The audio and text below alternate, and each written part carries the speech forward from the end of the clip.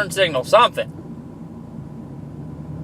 Turn signal, anything? No. Just trying to do a car review here. Come on. Sling it in there sideways. Oh, there you go. Slow clap. Yeah. Sorry.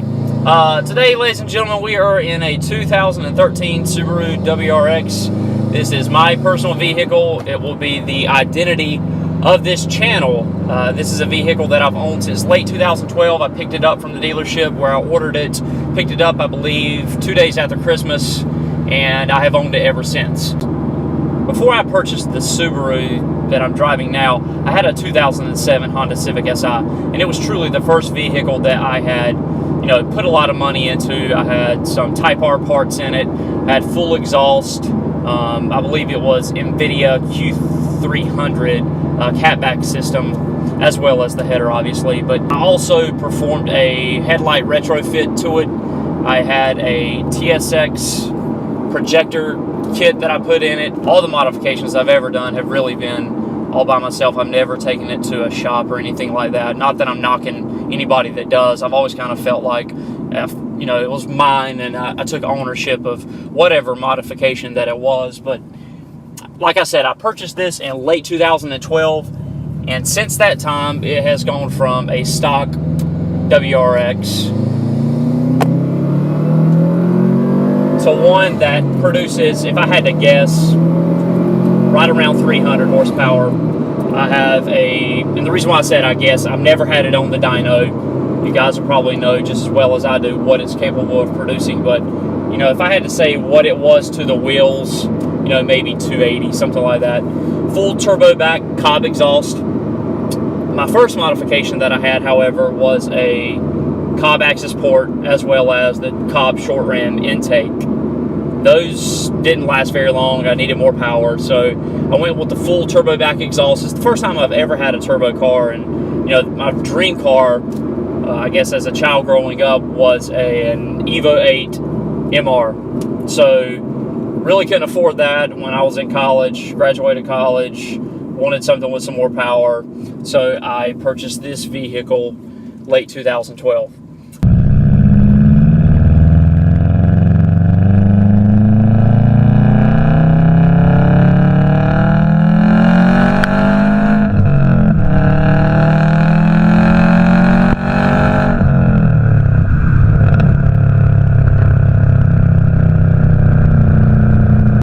With those modifications alone, it's all the car that I need for right now. I don't know that this is gonna be my, forever car. I'm gonna ride it till the wheels fall off. Everybody has a dream car that they want, that they strive for, that they work for. This, is a great car. Cannot go wrong with it. Anybody that has a Subaru will tell you, hey, ride it till the wheels fall off, and that's what a lot of people do, to be quite honest with you. My Honda, I could have done the same thing with. The only exterior modifications that I've done to the car have been the rally flaps that you see here that I put on, because where I live in North Carolina, some of the roads are kind of suspect, so I try to protect the exterior of my car with the paint. I'm not trying to do it to earn cool points, so to speak, but the main modification that I've done, probably the one that I'm most proud of and most time consuming, to be quite honest with you, was the headlights that you see here. Those were a pain in the butt. Cracked the headlights open, put them in the oven. You guys know the trick. Painted them, I think it was a flat black, put them back in the oven, got the paint to adhere to the plastic that was already on there. But the main modification that you'll see are the RX-AFS projectors. And if anybody knows anything about those projectors, they are big and bulky.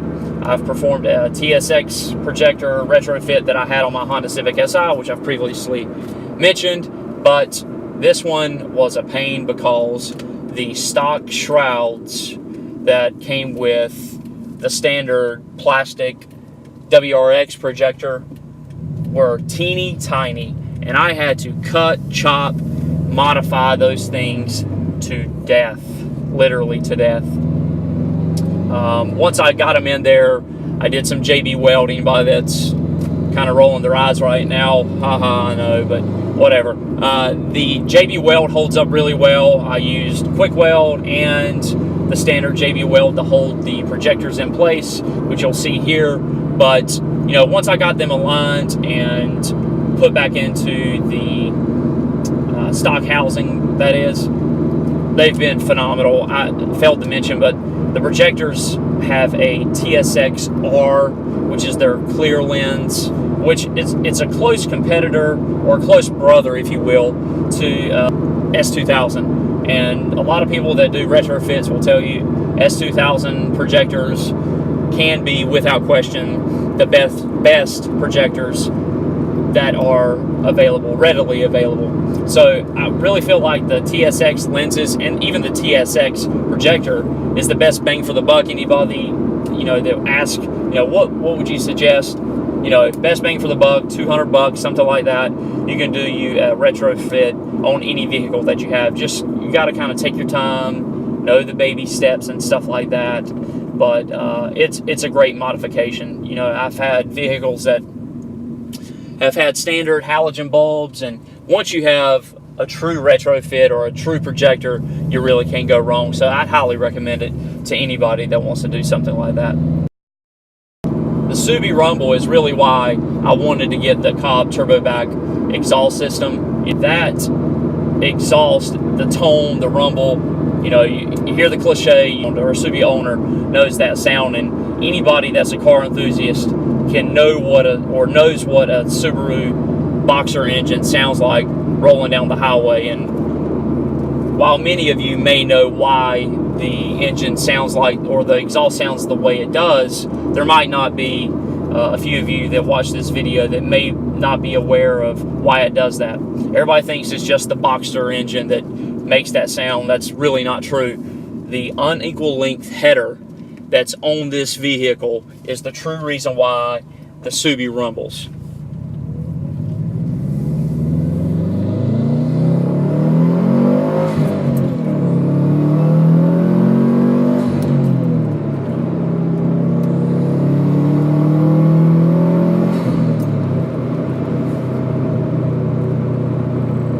Car still gives me a ton of smiles. It's all I can ask for. You know, I'm not dropping a ton of money into it, trying to make it, you know, something more than it's not. It's a daily driver for me. You know, the only other goals that I have for this vehicle are probably the Cobb ethanol kit. I want to do it, but I've been holding out for so long for this Cobb front mount intercooler. I've been on those guys. I know they're sick of me. Kyle at Cobb, I know, like, I email the guy all the time, at least a couple times a year since 2012, saying, when's it going to come out? When's it going to come out? I've always wanted a vehicle with a front mount intercooler. I know there's going to be people rolling their eyes at me saying, dude, why would you add the front mount intercooler? You know, the top mount is perfect, even though, you know, you need an upgraded one for a top mount. But, you know, the factory one is just going to fail at some point for me. So I've always wanted a vehicle with a front mount, and that's what I'm hoping Cobb releases. I know last week or 2 weeks ago, they released the STI version of the front mount intercooler. So I'm hoping, fingers crossed, Cobb, that you guys release the one soon for the WRX, so I can do a video review on that and have that nasty looking intercooler in the front of my grill. So what are the main reasons why I purchased the car that I did, one might ask? Well, I drive a lot for my job, and I fly a lot, but I drive a lot where, you know, in the winter it can snow up in the mountains of North Carolina, Virginia, and I felt like I needed something with all-wheel drive. Me being a car enthusiast, I also needed something that had some speed, or some power. And I felt like, hey, why not a WRX? A lot of people may say, well, why didn't you just get the STI? Well, roughly in about a little over 3 years, I've put over 50,000 miles on the car. I knew that I was going to beat it up on with a lot of highway driven miles, so I really didn't want to buy STI and put a ton of miles on it. Maybe one day I'll be in a position where I can own a vehicle like that, but you know, I just wanted to be smart, have some fun at the same time, and You know, be able to take a car in the snow, all-wheel drive, cut up, track it, you know, take it on a closed circuit if I want to.